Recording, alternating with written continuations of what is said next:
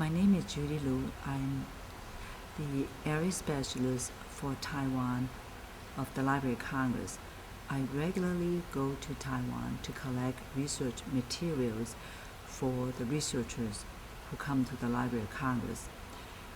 And when the particular issues or particular events that take place, I would be representing the Library of Congress, go to Taiwan to collect the materials. That happens for the presidential election in the year 2000, in the year 2004.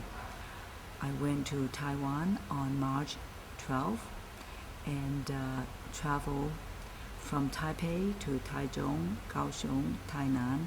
Everywhere I go, I visited the headquarters of the political parties and also interview the officials and the workers in the political parties, as well as the volunteers in the parties. And also I went to local areas, town halls area, to talk to the people in general about their political sentiments about this election. Basically, the purpose of this is I want to have a feel about the importance of this election and what are the major issues that concern the people of Taiwan. And based on that, and I will collect the materials, the research materials from various sources. I regularly travel to Taiwan to collect research material, books, and on various subjects. It happened that when I went to Taiwan on March 12th, apart from covering the election materials, I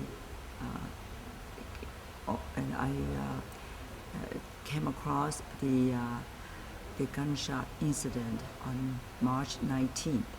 And because of this ordinary occurrence, so I follow all the sources and trace all the important documents and records, and I wrote a report and reported to congressional members as well as colleagues in the government agencies and the colleagues at the Library of Congress. So my purpose for writing this report are twofold. One is to, as an eyewitness account, to give the actual factual account for all the incidents that took place in Taipei, in Taichung, Kaohsiung, and Tainan. And also, I'd like to use this opportunity to bring out the factual account of the election results. So my report was submitted to congressional offices, and I also want to use this report as the source for general research on the democratic movement of Taiwan. So this report was actually mounted online, and will be part of the collection that the Library of Congress will keep in the Taiwan election collection. The Taiwan election collection in the Library of Congress include the election materials that cover all position papers of the political parties and the writings of the political leaders and campaign literatures, the videos, the music, and all the publicity documents. We all collected in this collection. So we hope that this collection will bring out the truth of the democratic process in Taiwan, and that is the position the Library of Congress will take, is to bring out the factual recording materials for the Taiwan area. Apart from my official position as an area specialist for Taiwan of the Library of Congress, I also like to give my personal view as an unofficial status about my observation of the Taiwan election of 2004. I spent 2 weeks in Taiwan, and I traveled from Taipei to Taichung to Kaohsiung to Tainan.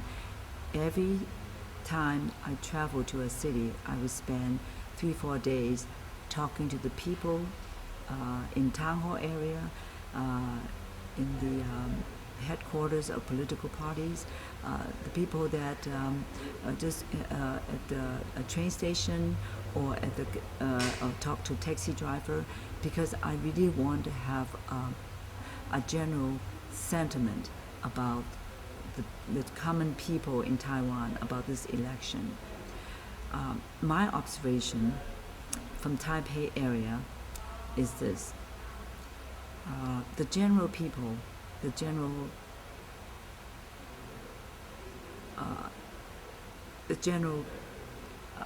at large in Taipei area, disregard whether they are mainlanders or Taiwanese, they feel that they are very sick and tired of using the political divisive mechanism of dividing mainlanders from Taiwanese, using that as a political tool to win elections. I think majority of people are tired of that, and the mainlanders, particularly the mainlanders who have very little means to make a good living, such as taxi drivers, their feeling is they were born and raised in Taiwan. However, they were never considered as Taiwanese. They always be considered as mainlanders. As mainlanders, they're being treated as a second-rate citizens, and they will always be taxi drivers. They can never get ahead. Now, when I traveled to Taichung, I met with a large group of Aborigines tribal people, and their feeling is during the time that when KMT were ruling the island, they have enough financial support. They can provide them enough welfare programs that they can live comfortably, and they can take care of their land or their small business with the support of KMT. But now they have nobody to help them. The government does not help them, and they are in financially a very difficult situation. And in fact, the financial situation is so bad that the suicidal rate has increased.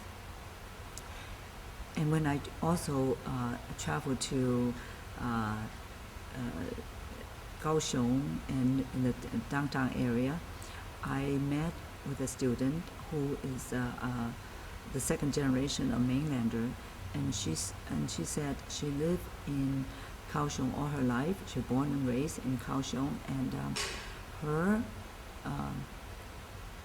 her background is mainlander, so to speak, and in the Taiwanese eye.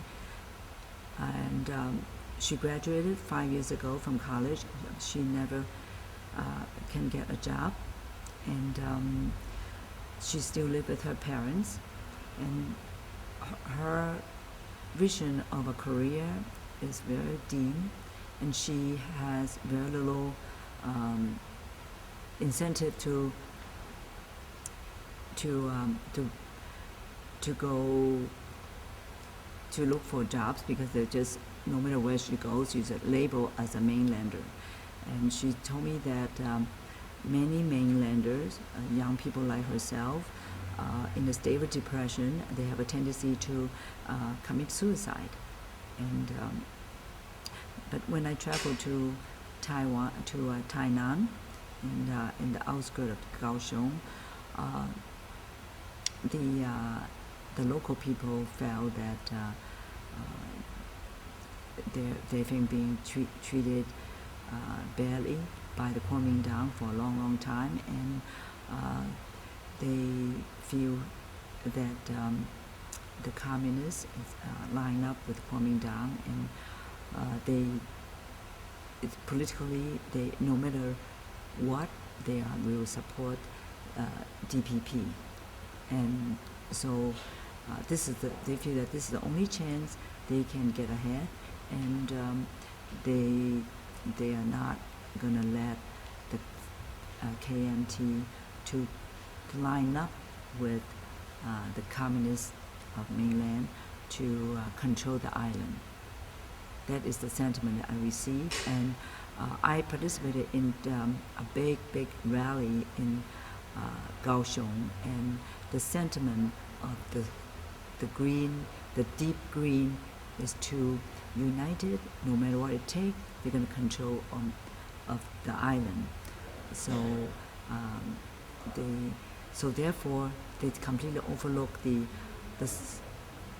suspicious areas of the Changjiang, of the gunshot incident, about the suspicious area of how it happened, how the president was in the hospital for 8 hours, 9 hours, never came out to tell the fact about the fact that he was not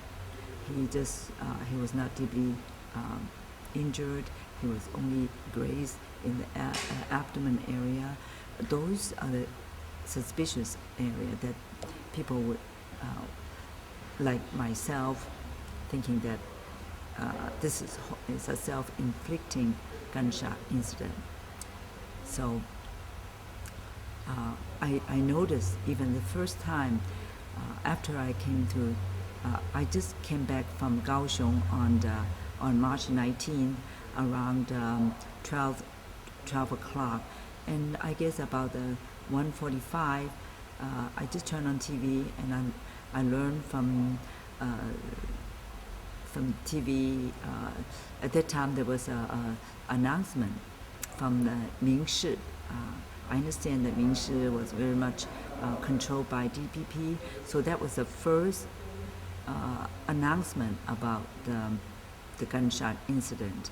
And later time in the evening, I watched the first media conference that several officials were trying to explain the gunshot incident, and I recall vividly Chen Zaifu. He was the guard, or the presidential guard, in the vehicle with President Chen Shui-bian and Vice President Yu Xiulian.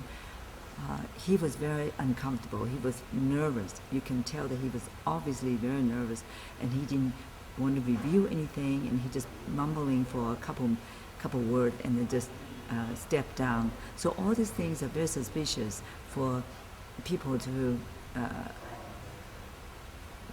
expect if this is the actual gunshot incident that took place, so serious. You would expect the officials would come out and give a very clear, state the fact press conference, and I think many people didn't have that impression.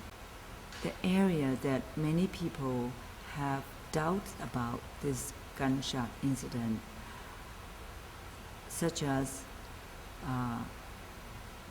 this took place the day before the election, and at the very at the time that is so crucial for the Blue Camp to have the rally, and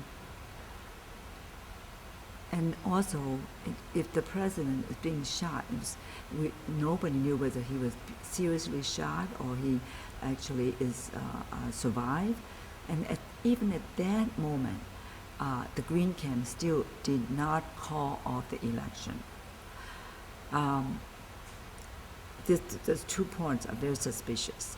And then when this announcement came out on TV, the major major TV stations, such like 中视, 华视, were not announcing that, except only 明视. That was something that caught my attention. And I recall that immediately I called my brother, who is a resident of Taiwan. I called him and I said, "Did you hear about this gunshot thing?" And he started laughing. He said, "This is all. It's self-inflicting incident, self-inflicting gunshot incident. It's very obvious." And then he pointed out that later Cheng Long, the movie star, saying that that's a 天大的笑话, means the biggest joke that ever occurred. And another incident was when I was in the Central Election Committee observing, counting the ballots. And I noticed that the group of reporters from Hong Kong, and when they were watching this election unfold, and when Chen Shui-bian's votes were leading, they started saying that. He said, "Haha, see, I told you those two bullets won him an election." So as we all quietly observing that, all of a sudden we realized that the votes were originally was leading by Lian Zhan and Song Chu-yu, and all of a sudden it turned the other way around. Chen Shui-bian was leading substantially, and when was leading something like 25% ahead than Lian Zhan. And also I observed that many comments that in restaurants by various people and all just laugh it off, saying that, see, this is the political sentiment of Taiwan. You don't have to go through the proper procedure, and you just think about a trick to change the election result around. That's my observation. As my personal observation, this does not represent the official view of the Library of Congress.